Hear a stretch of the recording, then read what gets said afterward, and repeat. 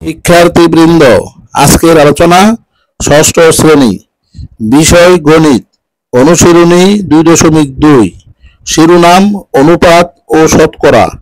প্রশ্ন নং 9।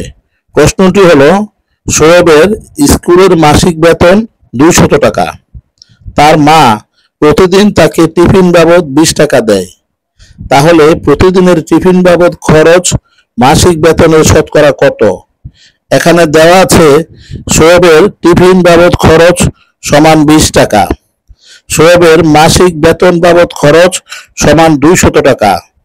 তাহলে টিফিন বাবদ খরচ ভাগ মাসিক বেতন বাবদ খরচ সমান 200 ভাগের 20 অংশ সমান 10 ভাগের 1 গুণ 100% সমান 10%।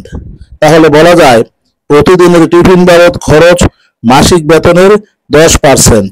উত্তর 10%। আর প্রশ্ন নং 10।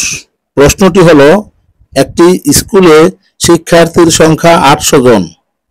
বছরের শুরুতে 5% শিক্ষার্থী নতুন ভর্তি করা হলে বর্তমানে ওই স্কুলে শিক্ষার্থীর সংখ্যা কত? এখানে শিক্ষার্থীর সংখ্যা সমান 800 জন। বছরের শুরুতে 5% নতুন শিক্ষার্থী ভর্তি হলে নতুন শিক্ষার্থীর সংখ্যা সমান 800 এর 100 ভাগের 5 জন সমান 40 জন।